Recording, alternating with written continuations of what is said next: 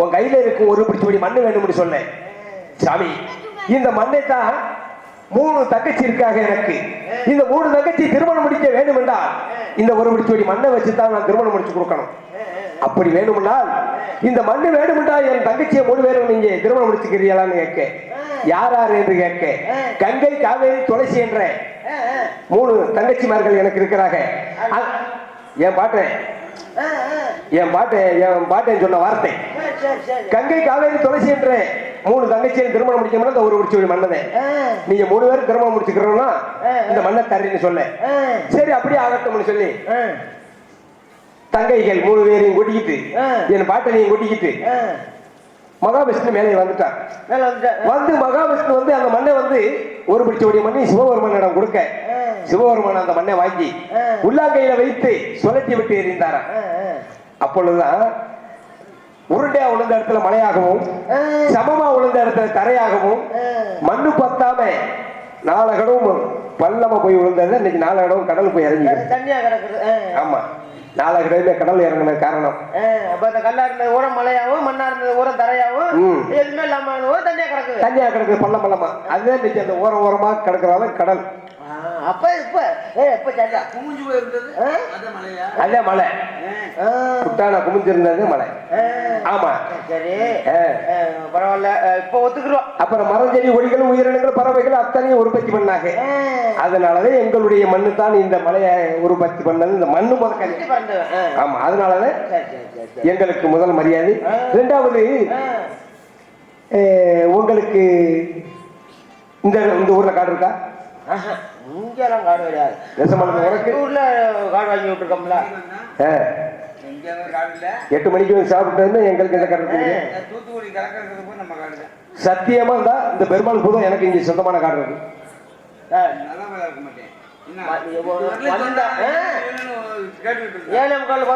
ஹோட்டல்ல வீட்டு கொண்டு சாப்பாடு ஓட்டாங்க. 8 காலத்துக்கு இங்க வந்துட்டா பவுர்ல போட்டு 6 இருக்கு. அப்புறம் இந்த ஊர்ல மண் இருக்கு அப்படின்னா சத்தியமா இருக்கு.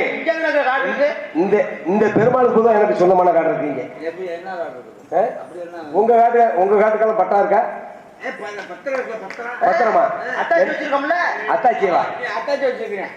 அத்தாச்சியவா இன்னும் ஒண்ணு திருந்தவேலியாரி அத்தாச்சி வச்சிருக்கீங்க.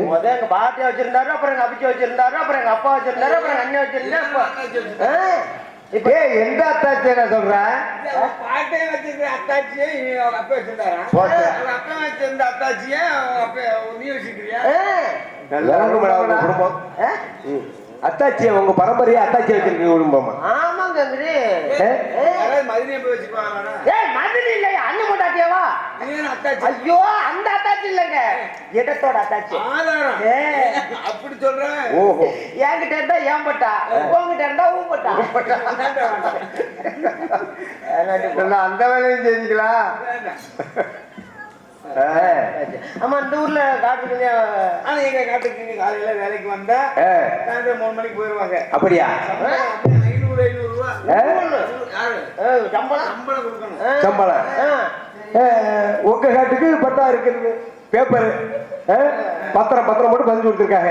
எனக்கு வந்து உங்க பத்திரம் வந்து எலி அடிக்கும், தீ பிடிச்சா தீ பிடிச்சி எரிஞ்சு போயிடும். எனக்கு செப்பு பட்டேன். எனக்கு செப்பு பட்டயம் இருக்கிறது. ஆமா, எங்க உங்க காட்டுக்கு வரும்போது என்ன செய்வீங்க? வேலைக்கு வந்தவங்களுக்கு டீ வாங்கி கொடுப்பீங்க, பணத்தை கொடுப்பீங்க, வேலையை முடிச்சுட்டு போயிடுவாங்க. காசை வாங்கி 2 மணி 3 மணிக்கெல்லாம் கிளம்பிடுவாங்க. என் காட்டுக்கு வந்தா எப்படி வருவாங்க தெரியுமா? அங்க இருந்து பணத்தோட வருவாங்க, ஆட்டத்தோட வருவாங்க. வந்து பணத்தோட என் கையில பணத்தை கொடுத்துட்டு வீரமாக பாத்துக்க போக மாட்டாங்க. அங்க இங்க கொண்டாந்து கொடுத்துட்டு போறதோட சரி, கூட வர்றவங்க கொடுத்துட்டு அவங்க வீட்டுக்கு போயிருவாங்க. இங்க வேலை செய்ய வந்தாலும் என்னைக்கு தான் இருப்பாங்க.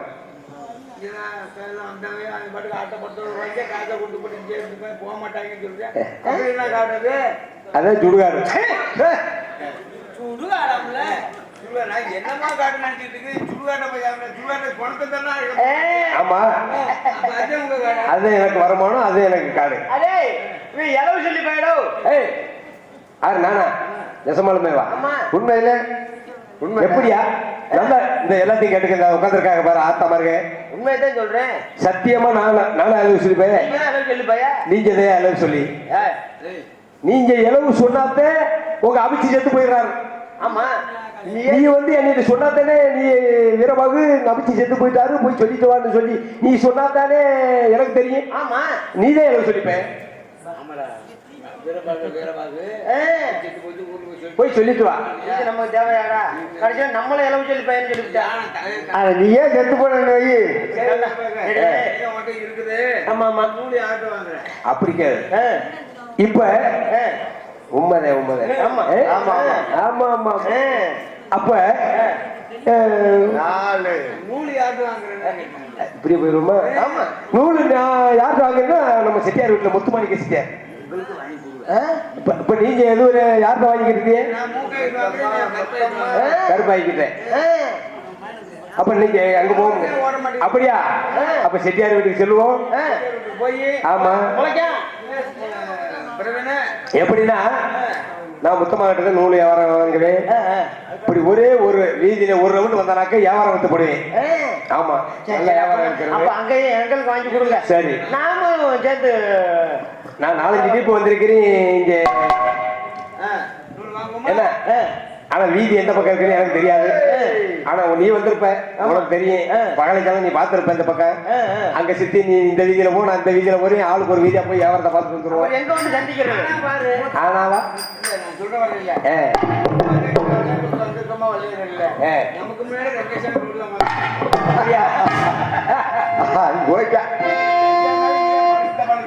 அப்படியா?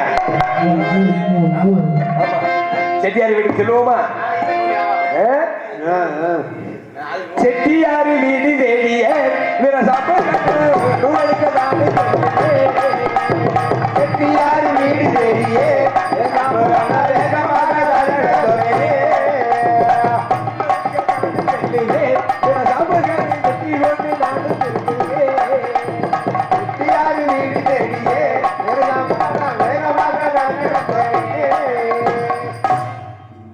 ஐயா நூலை வாங்கிட்டோம். பாத்தியா நூலை?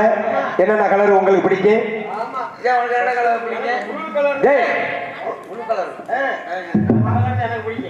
உனக்கு அந்த மேட்சுக்கு மேட்சாதான் வியாபாரம் பார்க்கணுங்கிறேன். உனக்கு மஞ்சள் கலர். சூப்பர்யா சூப்பர் சூப்பர். அவர் மஞ்ச மாதிரியா? மஞ்சள் மாதிரியாத்தா.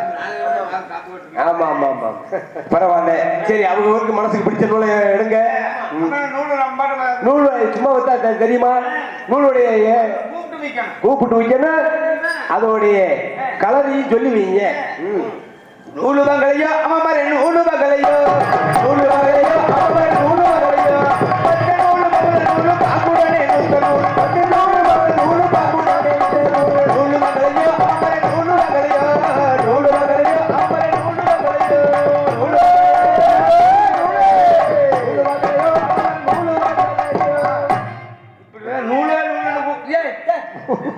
நூலுடா நூலு இப்படி விட்டா ஒண்ணு முடியாது.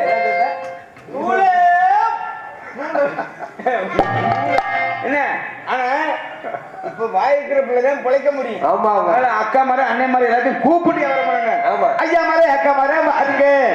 அழகழகா நூல் இருக்கு பாருங்க. ஐயா மாதிரி அக்கா மாதிரி பாருங்க. அண்ணே மாதிரி அக்கா மாதிரி பாருங்க. அழகழகா நூல் இருக்கு பாருங்க.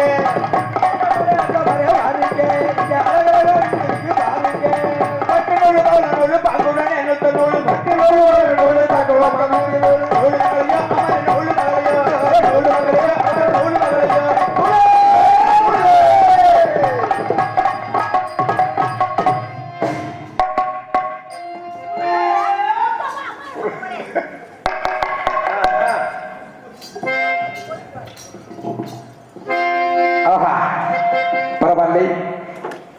நூல்களை அவரவரே ஆளுக்கு ஒரு வீதியில சென்று நூல்களை விற்று வீட்டுக்கு வரலாம் என்று செல்கிறோம். இருந்தாலும் பரவாயில்லை. நான் இந்த நூல்களை விற்று என் மனைவி மக்களிடம் கொடுத்து விட்டு நான் திரும்பி வர வேண்டும். இதை சென்று வருகிறேன்.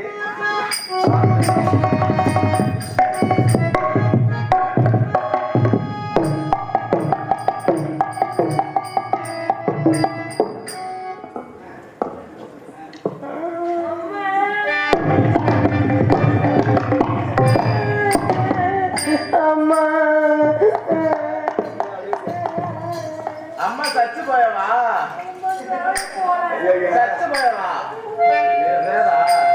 சாமி ஐயா ஐயா ஐயா செட்டியார் ஐயா சரியா நல்லா இருக்கீங்களா? நல்லா இருக்கேன். ஆமா என்ன அதுக்கு குரல் கேட்கறது? குழந்தை சின்ன பிள்ளை அழுகிற மாதிரி கேட்குது. ஆமா ஆமா பாத்தியாளா?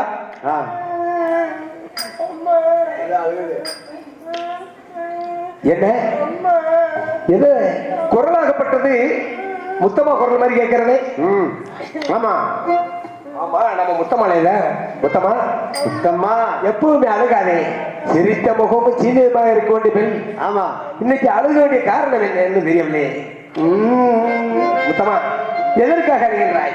அழுக வேண்டாம்.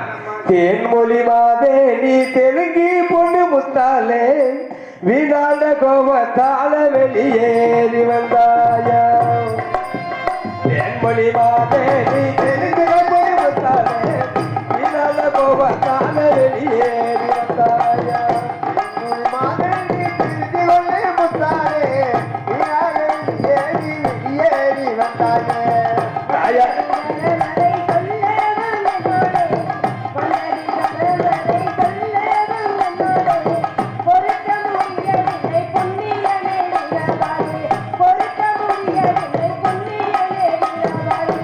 தாயார் அடித்தாரா தந்தை நடித்தாரா, தாயார் அடித்தாரா தந்தை நடித்தாரா, ஊரார் அடித்தாரா உற்றார்கள் ஏசினாரா.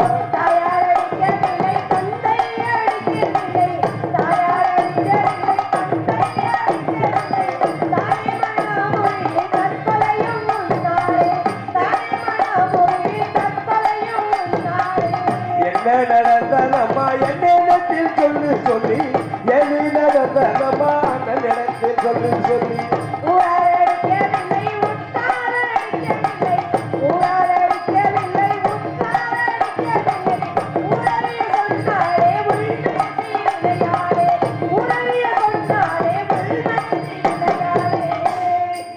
மொத்தமா எதற்காக அப்புறம் யாரும் அடிக்கவில்லை, யாரும் பேசவில்லை, அப்புறம் எதற்காக கண்களை கொண்டு வந்து கொண்டிருக்க காரணம் என்ன? வீட்டை விட்டு என்னைக்குமே வெளியில வர மாட்டாயே, இன்னைக்கு அழுது கொண்டு வர வேண்டிய காரணம் என்ன? ஏதோ தாயார்கள் அடித்தார்களா? அம்மா அடிச்சிருந்தா இப்படி அழுதுகிட்டு வர்றது? வா வீட்டுக்கு போலாம், அம்மா கிட்ட விட்டு சொல்லிட்டு வர்றேன். வீரபாகு வீட்டுக்கு வர மாட்டேன் வீரபாகு. ஏமா எதற்காக? வீட்டுல வேலையெல்லாம் பார்க்கலன்னு சொல்லி அம்மா தகாத வார்த்தையெல்லாம் பேசி வீட்டுக்கு வராத, என் முகத்துல முழிக்காத, நீ வீட்டுக்கு வந்தீங்கன்னா நான் செத்து போயிறேன்னு சொல்லிட்டாங்க. முத்தமா எப்படி சொன்னாங்க தெரியுமா?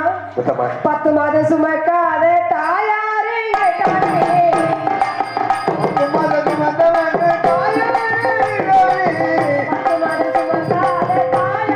கேட்டாரே.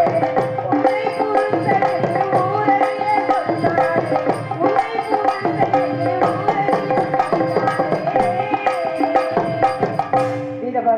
இந்த வார்த்தையெல்லாம் கேட்டு நேற்று கொஞ்ச நேரம் பிள்ளைகளோட சேர்ந்து விளையாண்டுட்டேன். வீட்டில் வேலை பார்க்கறதுக்காண்டி என் மூஞ்சில முழிக்காத, வீட்டுக்கு வராத, நீ வீட்டுக்கு வந்தா நான் செத்து போயிடுவேன். முத்தமா இந்த பேச்சு கூட கேட்டுக்கலாம் வீரபாகு. முத்தமா இல்லையா? எப்படி என்ன ஒரு பெற்ற தாயாகப்பட்டவள் பேசுவது வழக்கம். எப்படி என்றால் ஒரு பெண்ணாகப்பட்டவள், ஒரு வயசு பெண் என்ன செய்யணும்?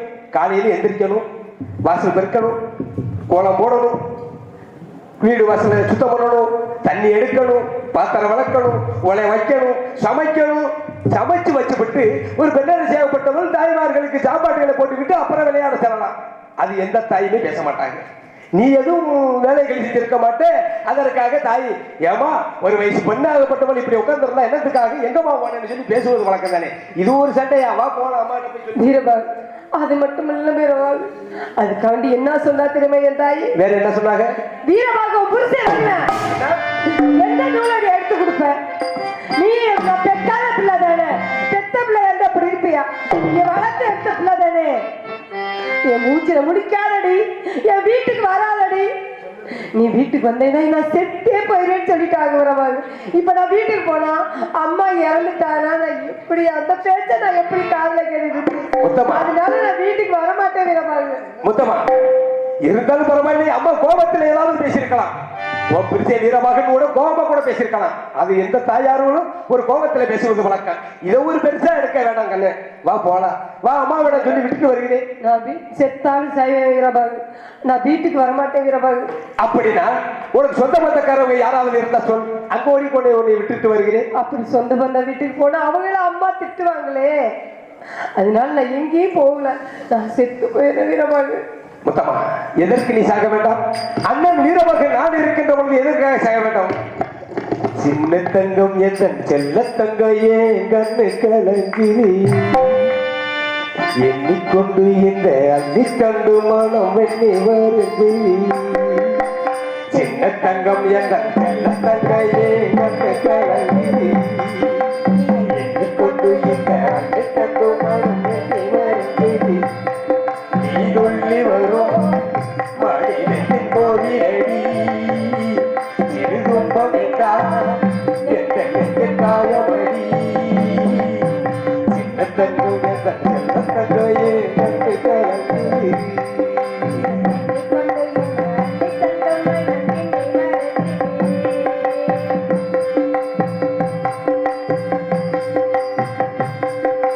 கோமரி நீயும் குலத்தையம்மா மா கொழுந்துதானே இளையம்மா, பிறந்த பாசம் தவிக்கிறம்மா, உன்னை பார்க்க மனசு துடிக்கிறம்மா. என்ன நடந்ததோ என் மனம் கலங்கிடி, உன்னை நினைச்சுதா அன்னை முகம் ஜீவந்ததி. இந்த அண்ணனிற்கு உணதுவாயிரம் தயக்கமே நம்மா.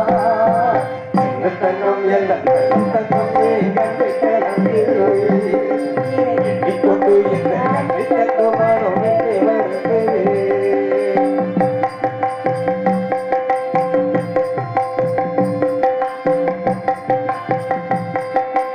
மனசு கேட்ட மாப்பிள்ளையே, ஓ மனசு ஓட மனமுடிப்பே, சீமனமும் நடத்தி வைப்பே, உன் குழந்தைகளே நான் சுமப்பே. 16 வெற்றி நீ வாழணும், அதை பார்த்து நான் தினம் தினம் வருடணும். நம்ம ஊரு முழுக்க உணவு வாழ்வை கொண்டு பேசணும். சின்ன தங்கம் எல்லாம் தங்கம் கண்டு கலந்து எண்ணிக்கொண்டு இந்த கண்டு தங்கம் மனம் வெண்ணி வருது. நீ சொல்லி வரும் மாநிலத்தின் கோவிலடி சிறுதும்பதில்லா எத்தனை தாயமடி. சின்ன தங்கம் எந்த தங்கம் கண்டு கலந்து எண்ணிக்கொண்டு இந்த கண்டு தங்கம் மனம் வெண்ணி வருது.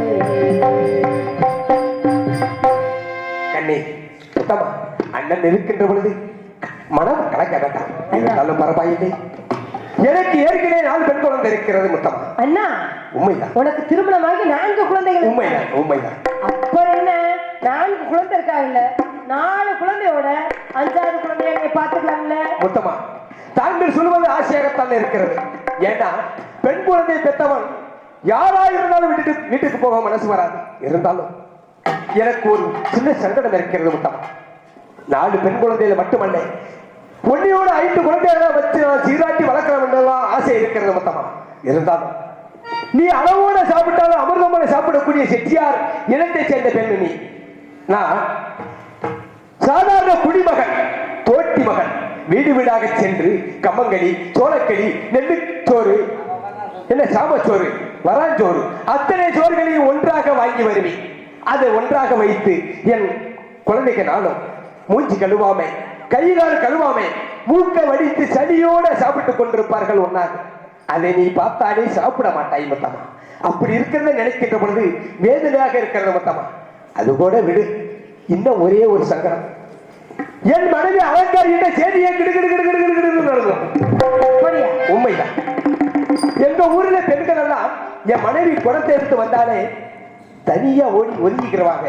ஆஹா அலங்காரி வாரா, அவ பிடிச்சுக்கிட்டு போகட்டும் அவ பிடிச்சுக்கிட்டு போகட்டும், அதுக்கு பிற்பாடு பிடிப்போம். ஏன் மோசமானவன் என்று சொல்லி என் மனைவி பேச்சே இன்னைக்கு வரைக்கும் தட்ட மாட்டாங்க, பெண்ணா பயப்பாங்க. அதோட நீ ஒரு வயசு பெண்ணாக இருக்கிறது என் பின்னாடி வந்து நீ வீட்டுக்கு வந்ததை பார்த்தான்னு வச்சுக்க, உன்னையும் என்னையும் தேவையில்லாத வார்த்தைகளாம் பேசி நம்ம சேரியே மானங்கிட பேசி விடுவான். அண்ணா, உண்மைதான். கோபம் இருக்கிற இடத்துலதான் குணம் இருக்குன்னு சொல்லுவாங்க. நீங்க உங்க மனைவி சரியில்லைன்னு சொல்றீங்க. உண்மைதான். எந்த அளவுக்கு அவங்க கோபப்படுறாங்களோ அந்த அளவுக்கு அவங்க கிட்ட குணம் இருக்கும். நீங்க அவங்கள தவறா புரிஞ்சு பேசிட்டு இருக்காதீங்க. மொத்தமா என்னதான் இருந்தாலும் பெண் மனசு நல்லா தெரிஞ்சுக்கிட்டியா, கல்லாகி விடாது. ஆமா. ஆனா என்னதான் இருந்தாலும் விட்டு கொடுக்க மாட்டாங்க. அதே பல பல காரணங்கள் கதைகள் வச்சு பேசுவாங்க. இருந்தாலும் எனக்கு சேரிக்கு அந்த பரத்தில் எனக்குன்னு ஒரு சொந்தமான காடு இருக்கிறது. அப்படி? ஆமா. அந்த காட்டில உனக்குன்னு ஒரு தனியாக ஒரு குடிசையை அமைத்து அந்த குடிசையில உன்னையே அமைதியாக இருந்து உன்னை வளர்த்து உனக்கு ஆளாக்கி உனக்கு என்னென்ன தேவையெல்லாம் அத்தனையும் கொண்டு வந்து ஒரு உதவி பண்ணிக்கலாமா? நீ அங்கேயே பகலமாக இரு, குழந்தைகள்லாம் வீட்டுல இருக்கட்டும் என்று ஒரு ஆசைப்படுகிறேன். எப்படி? என்னன்னா சொல்றீங்க? சரி, எனக்கு எப்படி எப்படி குடிசை அமைச்சு கொடுப்பீங்க சொல்லுங்க பாப்போம். அப்படியா? மொத்தமா சேரிக்கு அந்த புறமே உனக்கு ஓலை குடிசை ஒன்று கட்டி தருவேன் அம்மா. சேரிக்கு அந்த புறமே, சேரிக்கு அந்த புறமே அம்மா உனக்கு ஓலை குடிசை கட்டி, சேரிக்கு அந்த புறமே ஆவாரா குச்சி வெட்டியே உனக்கு அழகான குடிசை ஒன்று கட்டி தருவேன் அம்மா. ஆவாரா குச்சி வெட்டியே, ஆவாரா குச்சி கட்டியே அம்மா உனக்கு அழகான குடிசை கட்டி, ஆவாரா குச்சி கட்டியே. மொத்தமா அண்ணா, உனக்கு எப்படியெல்லாம் வர்ணிக்க வேண்டும், எப்படியெல்லாம் அழகுபடுத்த வேண்டும் என்று எத்தனை அழகெல்லாம் சொல்லி வரலாம். அந்த சேரிக்கு அந்த பரத்தில் அழகான குடிசை ஒண்ணு பச்சை குடிசை போல அமைக்கணும். அதுக்கு என்னென்ன பொருள்கள் கொண்டு வர வேண்டும் தெரியுமா? என்னென்ன பொருள்கள்? தென்னமரம் தான் புலந்து, தென்னமரம் தான் புலந்து உனக்கு தாங்கான குடிசை ஒன்று கட்டி தருவேன் அம்மா, கட்டி தருவேன். தென்னை மரம் தான் புலந்து அம்மா தான் புலந்து உனக்கு அழகான குடிசை தருவேன். பாக்கு மரம் தான் புலந்து உனக்கு பாங்கான குடிசை ஒன்று கட்டி தருவேன் அம்மா, கட்டி தருவேன். பாக்கு மரம் தான் புலந்து அம்மா உனக்கு அழகான கட்டி தருவேன், குடிசை கட்டி தருவேன்.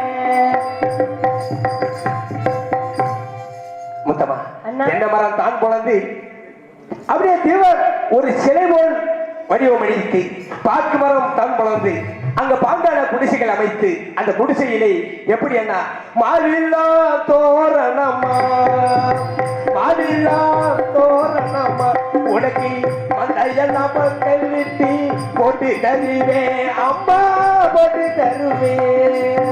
மாவில தோரணம்மா அம்மா உனக்கு பொழு தருவேன் அம்மா, பொழு தருவேன்.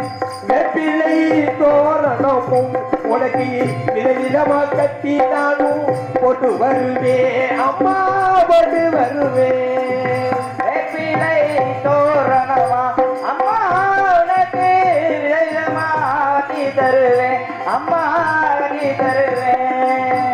பண உலை நான் இழுச்சி உனக்கு பாக்காண்ட குடிசை ஒன்று கட்டி தருவேன் அம்மா, கட்டி தருவேன்.